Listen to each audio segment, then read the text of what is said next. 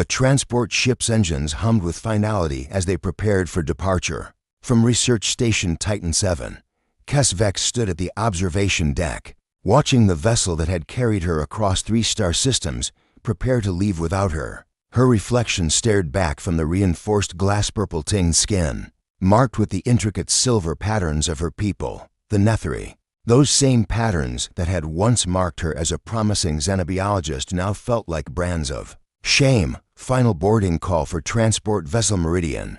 All authorized personnel report immediately. The announcement echoed through the station's corridors in her native tongue, each word cutting deeper than the last.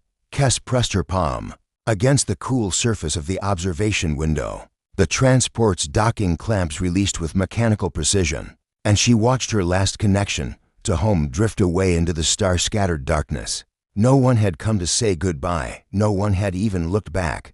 3 months ago, she had been research specialist Kes Vex, assigned to study the unusual crystalline formations on the moon orbiting this system's 4th planet. Her findings were supposed to support the Netheri Collective's expansion into this sector. Instead, her analysis had revealed something that changed everything. The crystals weren't naturally occurring geological formations.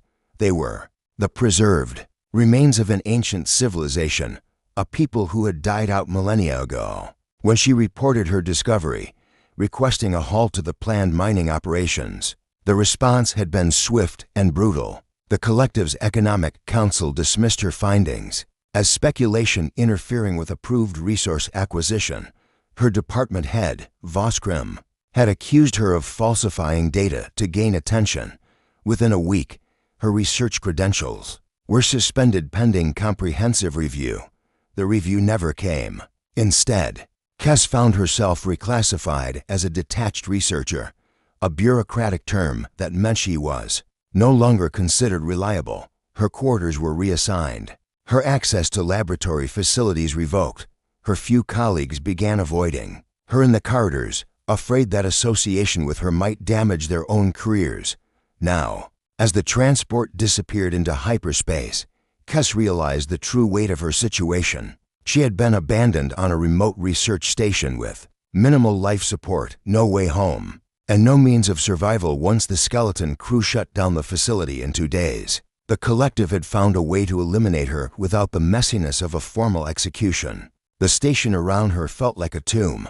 Corridor lights had already been dimmed to conserve power. The atmospheric processors had been reduced to minimum output. Even the artificial gravity felt weaker, as if the station itself was slowly dying. Her footsteps echoed hollowly as she walked back to her temporary quarters, a storage room that had been hastily converted with a sleep mat and a single chair. Kes sat on the thin mattress and pulled out her personal data pad. The screen showed her remaining assets, enough nutrition supplements for days, water recycling good for perhaps a week, and a single-use emergency beacon that might reach the nearest inhabited system, the nearest human system. Actually, the Collective maintained no permanent presence here, having written off this entire sector after her disappointing research results. She had heard stories about humans, how they were unpredictable, emotional, sometimes violent. The Collective's diplomatic reports described them as useful but unreliable allies. Whether they would help a stranded Netheri researcher was entirely unknown. But with the station's life support failing and no other options available, the human colony called New Haven represented her only hope. Kes began composing a message on her pad, trying to find words that might convince complete strangers to save her life. Outside her window, the stars burned cold and distant, offering no comfort. In 2 days, this station would be nothing but another piece of drifting debris in space. She had to find another way to survive. Her fingers trembled slightly as she worked, not from cold, but from the realization that her entire life, her career, her family, her identity had been stripped away because she had chosen truth over convenience. The Collective had made it clear, challenging their decisions meant exile, disgrace, and ultimately death. But Kes was not ready to die, not yet. Marcus Webb pulled his maintenance jacket tighter as another gust of wind rattled the atmospheric processor housing. The storm had been building for 3 days, and now it was hitting New Haven Colony with everything nature could throw at a frontier. Settlement. Rain lashed the prefabricated buildings, turning the carefully maintained walkways into rushing streams. The weather control satellites had failed to predict this one, leaving the colony's 2,000 residents to hunker down and wait it out. His comm unit crackled with static. "Webb, you copy? We've got fluctuations in Sector 7's power grid. Copy that. Control. On my way." Marcus adjusted his tool belt and stepped back into the storm. As the colony's senior maintenance technician, he'd seen his share of weather emergencies, but this one felt different, more intense. The kind of storm that reminded humans why terraforming was still more art than science. He'd been working the New Haven colony for 8 years, ever since his discharge from the Merchant Marine.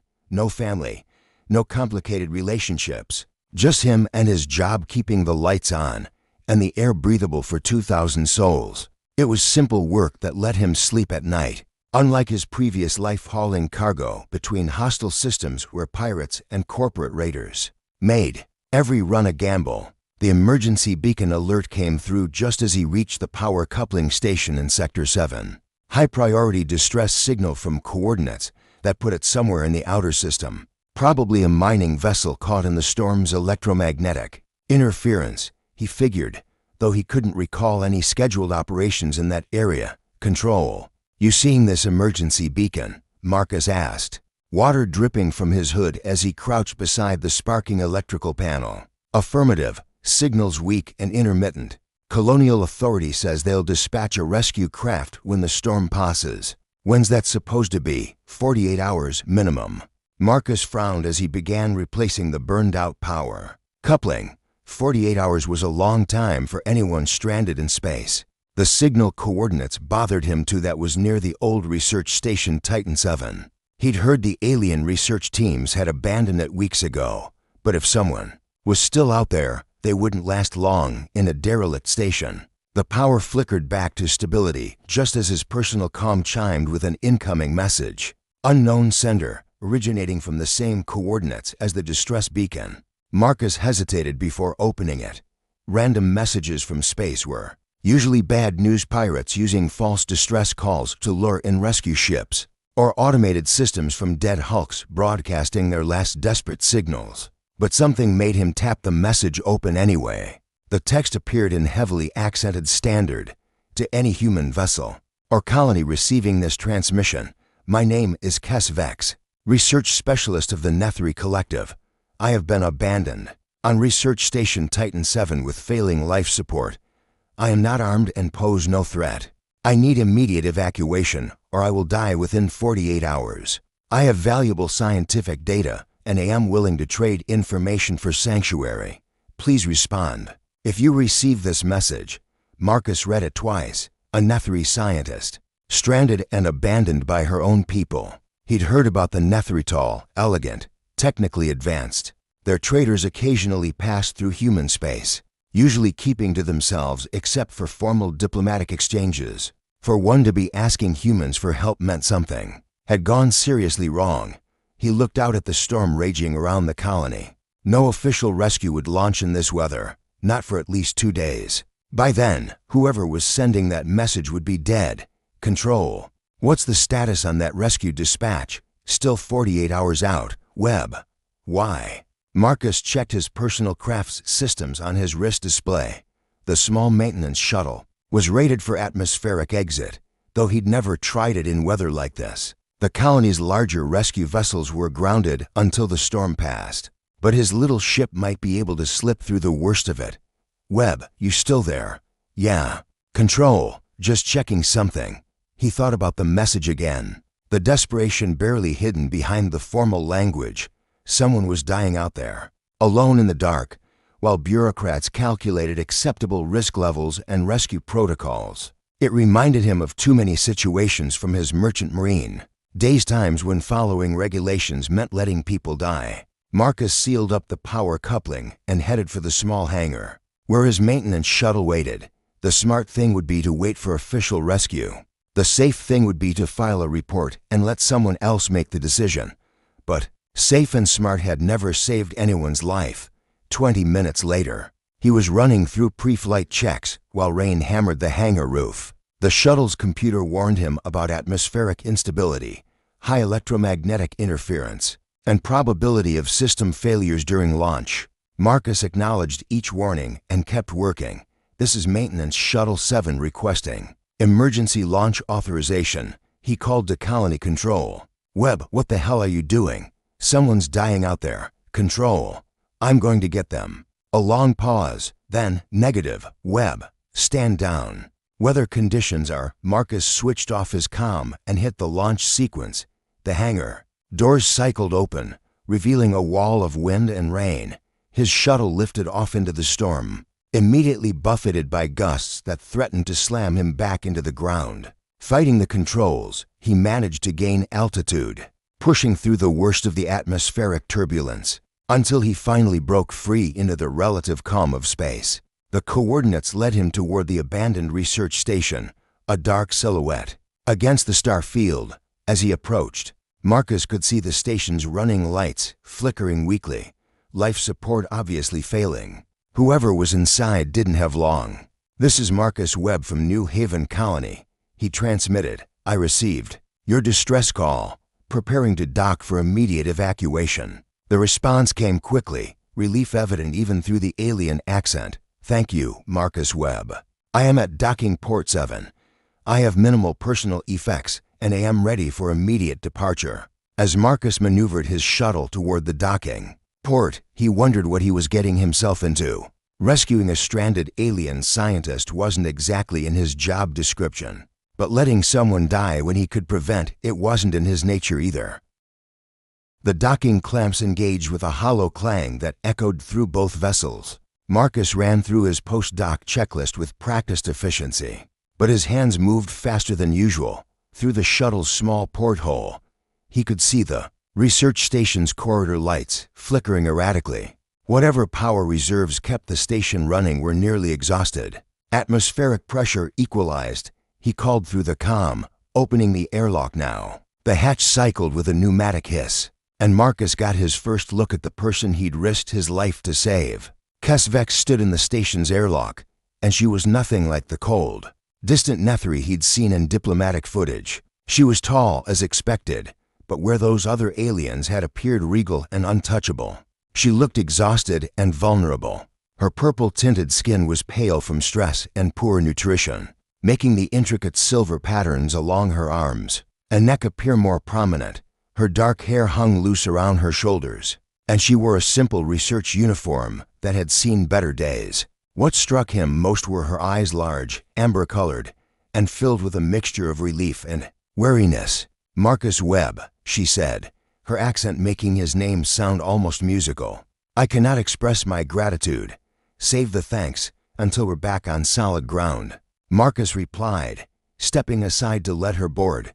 "Grab whatever you need quickly. This station's power grid is failing fast." Kes moved with surprising grace despite her obvious fatigue, carrying a single bag and a data pad. As she passed him to enter the shuttle, Marcus caught a faint scent, something floral but unfamiliar. Probably natural to her species, she settled into the passenger seat with careful movements, as if afraid of taking up too much space. "Life support readings are critical," Marcus said, running through the pre-launch sequence. "How long were you alone on that station?" 17 days, Kes replied quietly. "The last maintenance crew departed yesterday. I have been conserving power and resources." Marcus glanced at her as the shuttle disengaged from the dying station. Even in profile, he could see the toll those 17 days had taken. Her cheekbones were more pronounced than they should be, her hands slightly unsteady. She'd been slowly starving. The journey back to New Haven took 2 hours through the storm's outer bands. Marcus focused on flying while Kes sat silently, occasionally glancing at him with what seemed like curiosity. When they finally broke through the colony's atmosphere and approached the landing pad, she spoke again. "Your colony will not welcome me," she said matter-of-factly. "I have no official status, no diplomatic credentials. I am what you humans call a refugee. Let me worry about the colony," Marcus replied, bringing the shuttle down through heavy rain. "Right now, you need medical attention and food." The landing bay was nearly empty, most of the maintenance crew having taken shelter from the storm.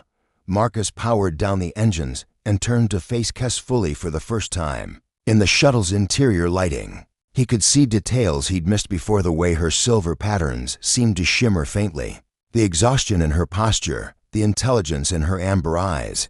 "Before we go out there," he said, "I need to know what I'm dealing with.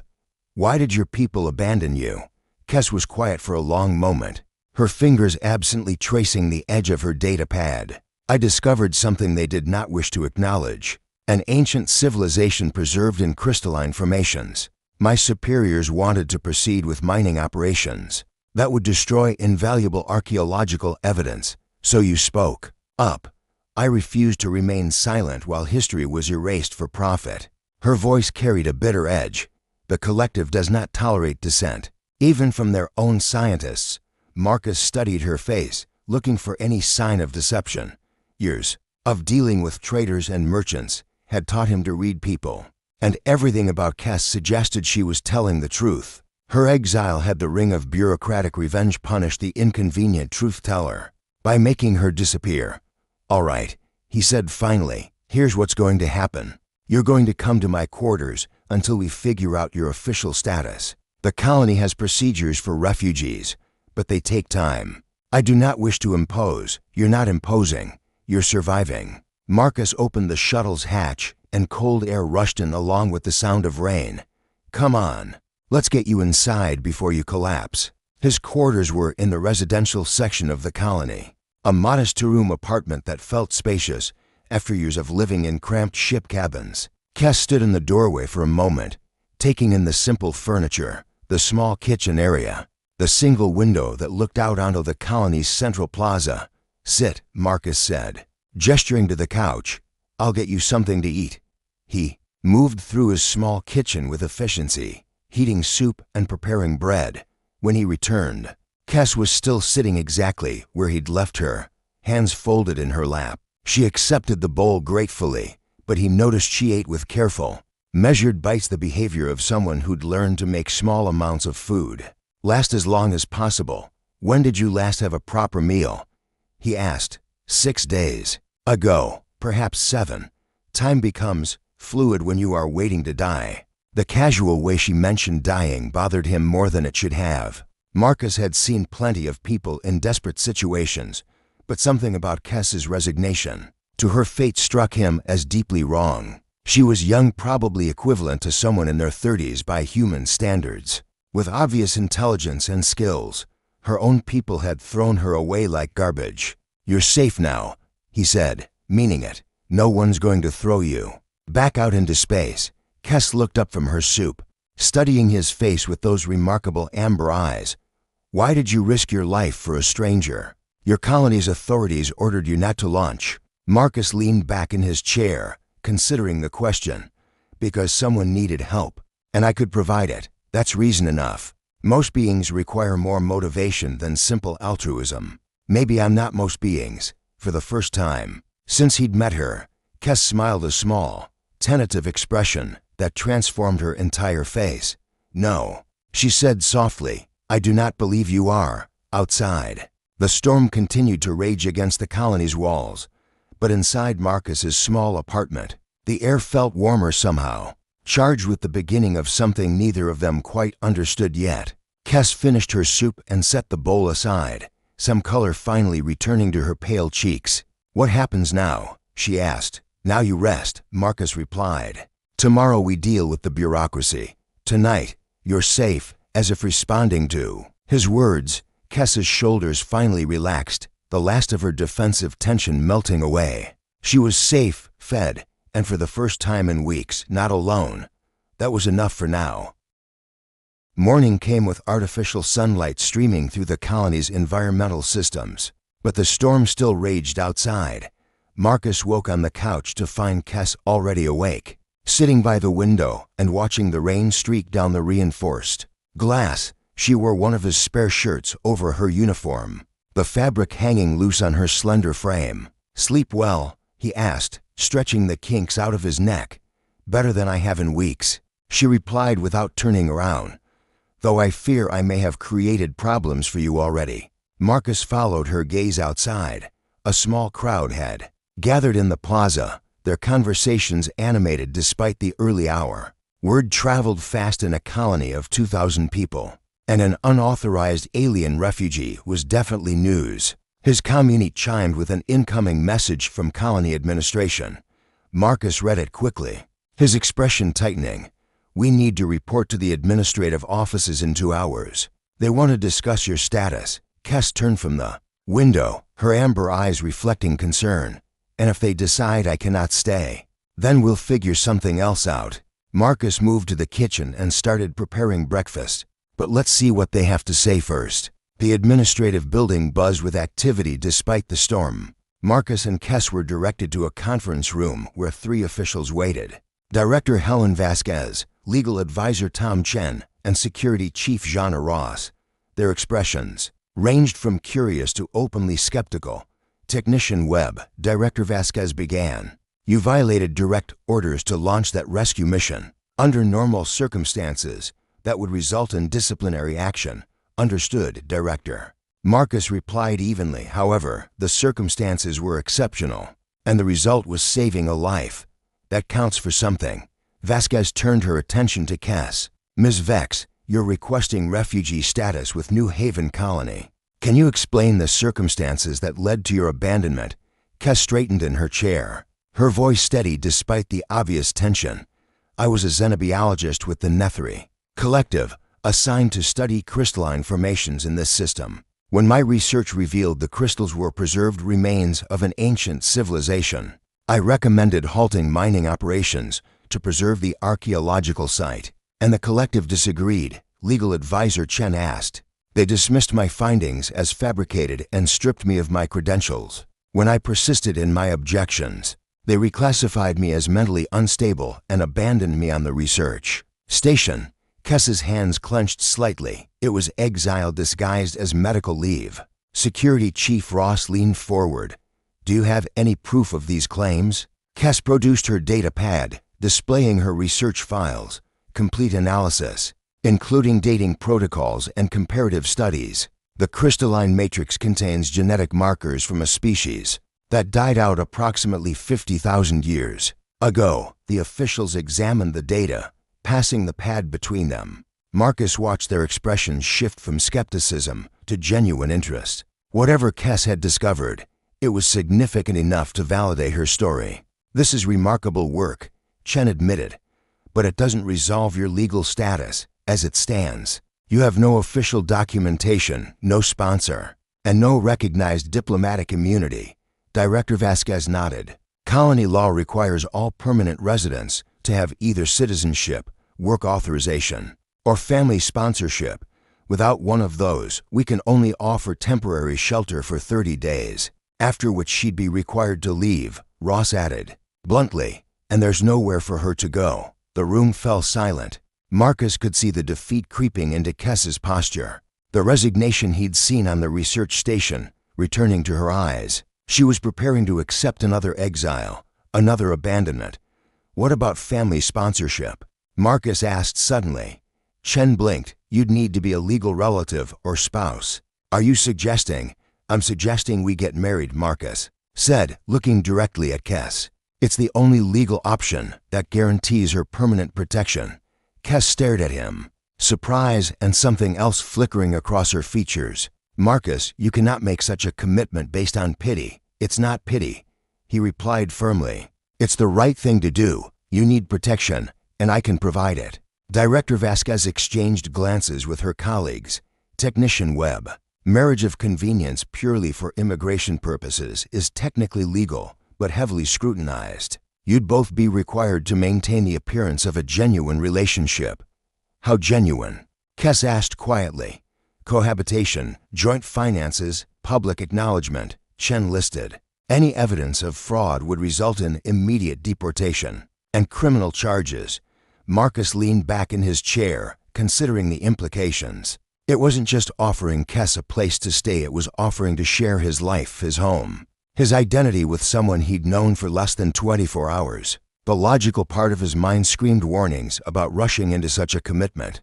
But another part of him, the part that had defied orders to launch into a storm, recognized something deeper at work. From the moment he'd seen Kes in that failing research station, he'd felt protective of her, not just as a fellow being in need, but as someone worth protecting, someone who deserved better than the abandonment her own people had shown. We'll do it, he said finally. Kes turned to study his face, searching for any sign of doubt or reluctance. You are certain? This would bind us together legally, financially, socially. I would become your responsibility. You'd become my partner, Marcus corrected. There's a difference. For a long moment, their eyes met across the conference table. Something passed between them, an understanding, a commitment that went beyond legal necessities. Kes nodded slowly. Then yes, she said. I accept your proposal, Marcus Webb. Director Vasquez cleared her throat. Well, that was efficient.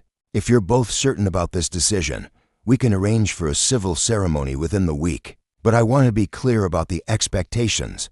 This arrangement will be monitored. Any evidence that this is a sham marriage will result in serious consequences. For both of you, understood, Marcus replied. As they left the administrative building, walking through corridors filled with curious stares and whispered conversations, Kes finally spoke. You realize what you have committed to. Your life will never be the same. Marcus glanced at her, noting how the artificial sunlight caught the silver patterns on her skin, how she held herself with dignity despite everything she'd endured.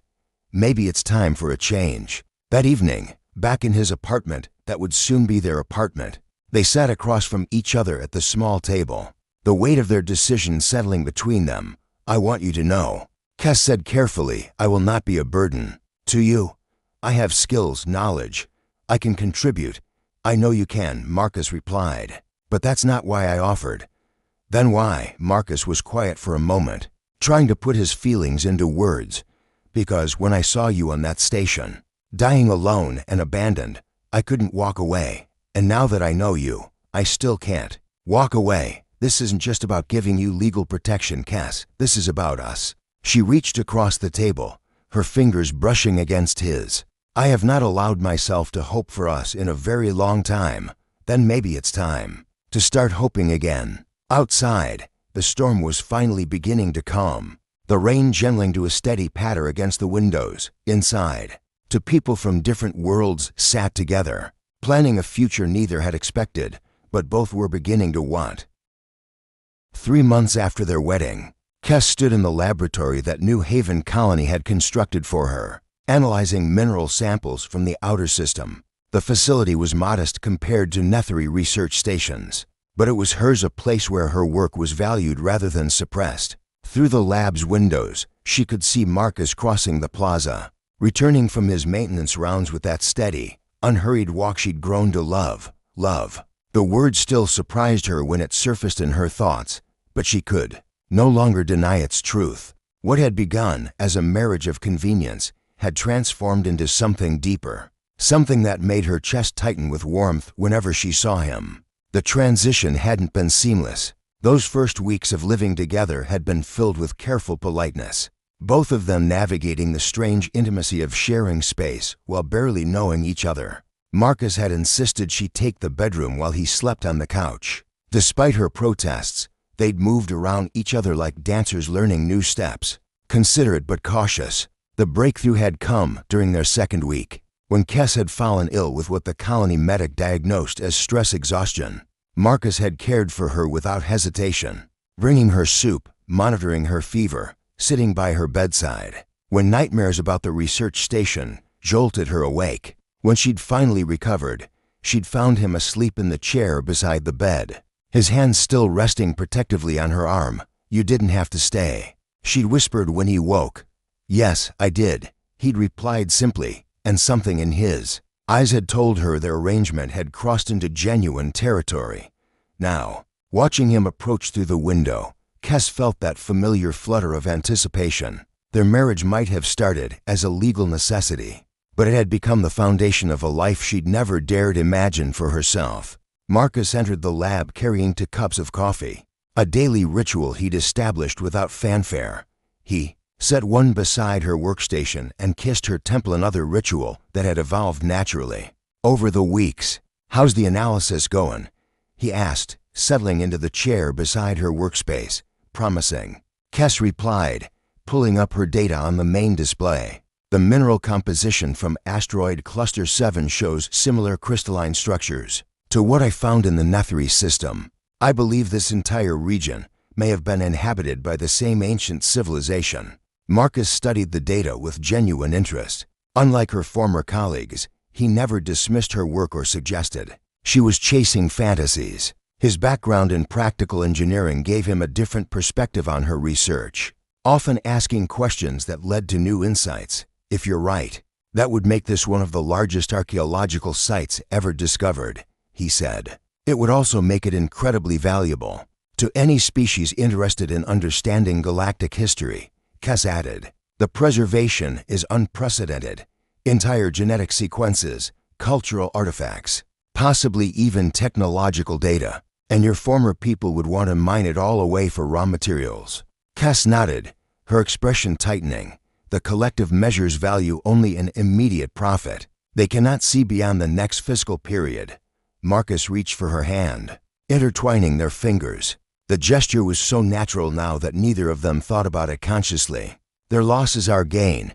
Your research here is going to change how we understand this entire sector. The door chimed, and Director Vasquez entered with a tablet in hand. Her expression was more serious than usual, which immediately put both Marcus and Kes on alert. I hope I'm not interrupting, Vasquez said, but we've received some communications that concern your situation, Kes. Kes straightened, her grip on Marcus's hand tightening. From the collective, indirectly. A Nethri trade delegation arrived at Beta Station yesterday. They've been asking questions about a missing researcher, someone they claim is mentally unstable and may pose a security risk. The words hit Kes like physical blows. She'd known this moment might come, but she'd hoped the collective would simply write her off as dead and move on. They want me back. They want to verify your status, Vasquez corrected. The delegation hasn't made any formal demands yet, but they're clearly fishing for information. Marcus stood, his posture shifting into the protective stance Kes had seen during their first meeting with colony officials. What's our legal position? Strong. As long as your marriage remains legitimate. Kes is a legal resident of New Haven through spousal sponsorship. We have no obligation to extradite her, especially not to face charges that seem politically motivated. But, Kes asked, hearing the unspoken qualification, but they could make things difficult. Trade relationships, diplomatic complications. The collective has resources we need, and they know it. Kes closed her eyes, feeling the weight of her old life threatening to crush the new one she'd built. I will not let my presence endanger this colony if they demand my return. No. Marcus's voice was firm, final. We're not having that conversation. Marcus, be realistic. I am being realistic. He turned to face her fully, his hands settling on her shoulders. You're my wife. You're part of this community. You belong here. No one gets to take that away. Director Vasquez watched their exchange with interest. The delegation is requesting a formal meeting. They want to discuss trade agreements. But I suspect Kes's situation will come up. Then we go together, Marcus said. As a married couple, make it clear where we stand. Kes looked between them, seeing the determination in both their faces. For so long, she'd faced challenges alone, abandoned by those who should have supported her. The idea that people would fight for her, protect her, still felt foreign and precious. Very well, she said finally, we face this together. The meeting was scheduled for the following day. That evening, Marcus and Kes sat on their small balcony, watching the artificial sunset paint the colony's dome in shades of orange and gold. The storm had long since passed, leaving the air clear and calm. Are you afraid? Marcus asked quietly. Kes considered the question. Of the collective, yes. Of losing what we've built here, terrified. She turned to look at him, but not of facing them, not with you beside me. Marcus reached for her hand, thumb tracing over the simple metal band they'd chosen as her wedding ring. When I first saw you on that research station, you looked like you'd given up hope. I had. Kes admitted. Hope was a luxury I could no longer afford. And now, she leaned against his shoulder, feeling the steady rhythm of his breathing. Now I have something worth hoping for, someone worth fighting for. They sat in comfortable silence, As the artificial stars began to appear in the dome's projection system, somewhere out there, her former people were planning to reclaim her, to drag her back to face punishment for choosing truth over convenience. But here, in the small colony on the edge of known space, she'd found something the collective could never understand: a love based on choice, rather than obligation, respect rather than fear. "Whatever happens tomorrow," Kes said softly, "I want you to know that these months with you have been the happiest of my life." Marcus pressed a kiss to the top of her head. "They're not ending tomorrow, or any time soon, if I have anything to say about it." As the dome's lights dimmed to simulate nightfall, they remained on the balcony, two figures silhouetted against the artificial stars, holding onto each other and the future they'd chosen to build together. The collective might have resources and political pressure on their side, but Marcus and Kes had something more powerful: a bond forged not in desperation, but in hope, trust, and the kind of love that grows stronger when tested. Tomorrow would bring new challenges, but tonight they were simply Marcus and Kes Webb, married couple, researchers, and partners in every sense that mattered. The girl who had once been abandoned to die alone in space now had someone willing to stand with her against any threat. And the man who had lived for years in careful solitude had found someone worth risking everything to protect. Together, they watched the stars and planned for a future that belonged to them both.